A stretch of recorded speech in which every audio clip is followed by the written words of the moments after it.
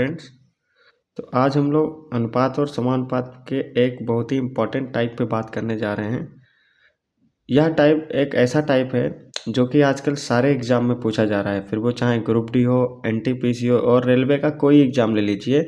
और आजकल के स्टेट के एग्ज़ाम में भी ये क्वेश्चन पूछा जा रहा हो।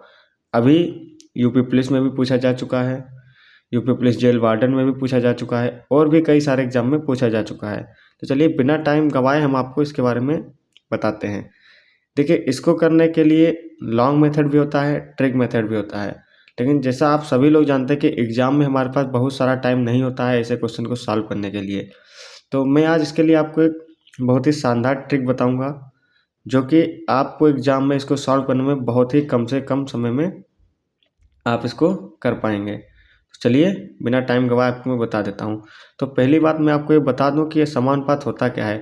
समानुपात वो होता है, समानुपात जैसे हम कह सकते हैं कि मान लीजिए अगर कोई संख्या है a अनुपात b और c अनुपात d। तो समानुपात का मतलब वो होता है जैसे कि मान लीजिए इनका जो रेशियो होगा या इनका जो अनुपात होगा इन दोनों संख्याओं के अनुपात के बराबर होता है, यही होता है समानुपात।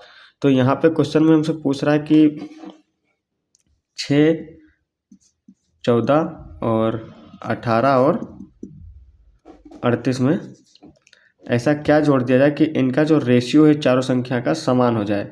समान होने का मतलब अब दूसरे तरीके में ऐसे भी समझा दूं आपको। और 38 ये इनका रेशियो जो हो जाए वो इक्वल हो जाए, जो कि अभी आप देख पा रहे हैं इक्वल नहीं है। तो चलिए मैं आपको इसको सॉल्व करके बता रहा हूँ। चलिए शुरू करते हैं। तो पहले हम देखते हैं कि इसकी विपरीत वाली संख्याओं का अंतर कितना होता है। तो यहाँ पे हम देख रहे हैं 6 और 18 में हम जानते हैं कि 12 का अंतर है। इसी प्रकार 14 और 28 में 38 में 24 का अंतर है। अब इन दोनों को हम इजी रूप में अगर कट रहा है तो हम काट लेते हैं। मान लीजिए इसको काटते हैं तो 12 कम 12 और 12 दूनी 24, ये इसका अनुपात जो है 1:2 आया है। अब हम इसकी तुलना इसके अनुपात से करते हैं।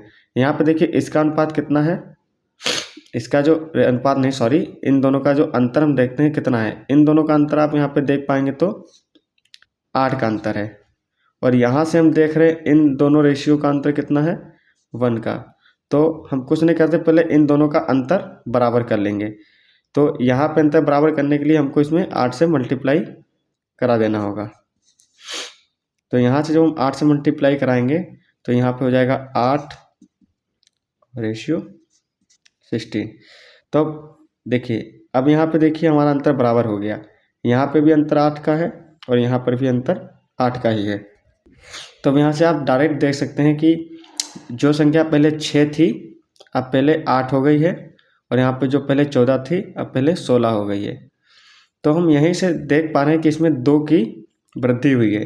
तो कहने का मतलब हमारा ये है कि जो पहले संख्या 6 और 14 थी अब उसको हम 2 ऐड करके 8 और 16 कर दिए हैं।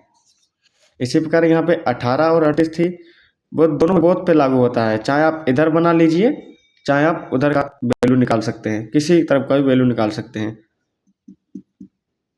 यहाँ पे 18 और 38 था, तो इस प्रकार इसमें भी हम 2 जोड़ देते हैं तो हो जाएगा हमारा 20 और 40। अब यहाँ से हम आपको दिखाते हैं कि इन दोनों का रेशियो बराबर हुआ है कि नहीं हुआ है। तो चलिए देखते हैं।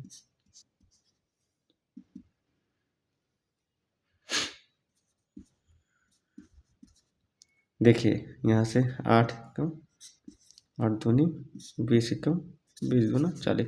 अब यहाँ से आप देख पा रहे हैं कि जो 8 और 16 का जो अनुपात है 20 और 40 के अनुपात के बराबर है। तो यहाँ से हम कह पाएंगे कि ये जो संख्या आई हमारी ये हमारी समानुपात में हो गई है। तो इसके लिए हमारा आंसर यहाँ पे क्या आएगा, 2। यानी अगर हम 2 ऐड कर देंगे किसमें, इस संख्या में, तो हमारा जो रेशियो होगा वो समानुपात में हो जाएगा। चलिए दूसरे क्वेश्चन पे बात करते हैं। तो चलिए इस क्वेश्चन को देखते हैं। यहाँ पे पूछा गया कि 23, 30, 57 और 78 में प्रत्येक में क्या घटाया जाए। पिछले क्वेश्चन में हमने देखा उसमें जोड़ने की बात कर रहा था, तो यहाँ पे घटाने की बात कर रहा है। तो चलिए मेथड सेम ही रहेगा, शुरू करते हैं।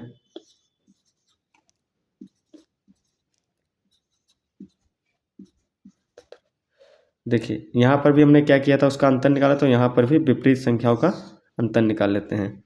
यहाँ पे आप देखेंगे कि जो इसका अंतर आ रहा है वो आपको मिलेगा 34 घटाने पे, और इसका अंतर देखेंगे तो आपको मिलेगा 48। अब इसको भी सरल कर लीजिए, काट के 2 से काट लीजिए, यह आएगा 17 और यह आएगा 24। अब इससे आगे हम नहीं काट सकते हैं, क्योंकि हम कोई संख्या को तभी काट सकते हैं जब ऊपर नीचे दोनों सेम संख्या से कट रही हो। अब यहाँ से नहीं कट रही है, तो अब हम क्या करते हैं, इसके बाद इन दोनों संख्याओं का अंतर, इन दोनों संख्याओं के अंतर को बराबर करते हैं। यहाँ से देखिए अंतर कितने का आ रहा है, 7 का अंतर आ रहा है।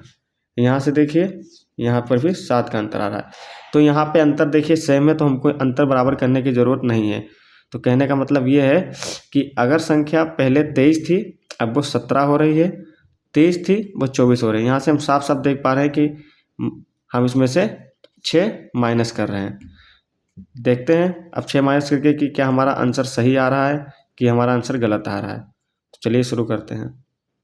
अगर 23 से अगर -6 करते हैं, इसी प्रकार ऊपर भी 30 से -6 करते हैं, और इसी प्रकार 57 से हम -6 करेंगे, और 78 से भी -6 करेंगे।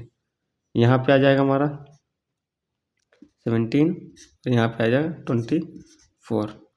अब यहाँ पे आएगा 51, यहाँ पे आएगा 72। इसको काट रहा है तो काट लीजिए, 3 से कट जाएगा, 3 दूनी 6, 3 एकम 3 काट लीजिए, और यहाँ पे 3 सतो 21, और यहाँ पे 3 दूनी 6, 3 अठो 24,